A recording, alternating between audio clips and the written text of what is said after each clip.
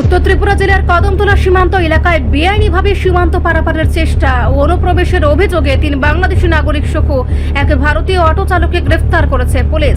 ধৃতদের বিরুদ্ধে কদমতলা থানায় অভিবাসন ও বিদেশি আইনের সুনির্দিষ্ট ধারায় মামলা রুজু করা হয়েছে। পুলিশ সূত্রে জানা গেছে, গত 7 জুন রানীবাড়ী বিএসএফ বিওপি সংলগ্ন সীমান্ত এলাকায় একটি সন্দেহভাজন অটো ই-রিকশাকে আটক করেন বিএসএফ জওয়ানেরা।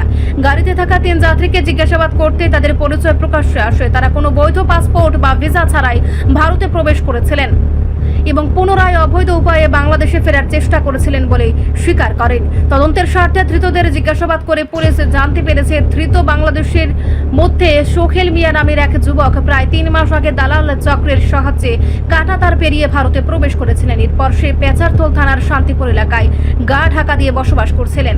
এদিন মানিক রায় নামের এক স্থানীয় ভারতীয় অটো চালকের সহায়তায় তারা ফের সীমান্ত পেরিয়ে বাংলাদেশে পালিয়ে যাওয়ার ছক কষেছিল। পুলিশ ইতিমধ্যে ধৃতদের কাছ থেকে 2টি মোবাইল ফোন সহ বেশ কিছু সামগ্রী বাজেয়াপ্ত করেছে এবং মামলার সংশ্লিষ্ট সাক্ষীদের বয়ান রেকর্ড করেছে। এই আন্তর্জাতিক সীমান্ত পারাপার চক্রের মূল মাথাদের খুঁজে বের করতে এবং ঘটনার গভীরে যেতে ধৃতদের 3 দিনের পুলিশি রিমান্ডে নেওয়ার জন্য আদালতের কাছে আবেদন জানিয়েছে কদমতলা থানার পুলিশ।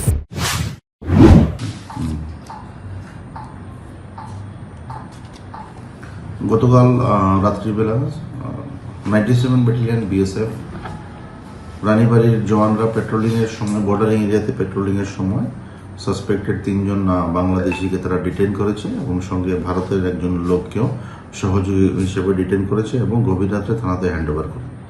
থানাতে হ্যান্ডওভার করে জিজ্ঞাসাবাদ করার পর কদমতলা থানাতে একটা ইমিগ্রেশন অ্যান্ড ফরেনার্স অ্যাক্ট 2025 এর একটা মামলা নেওয়া হয়েছে, যার নাম্বার 29/26।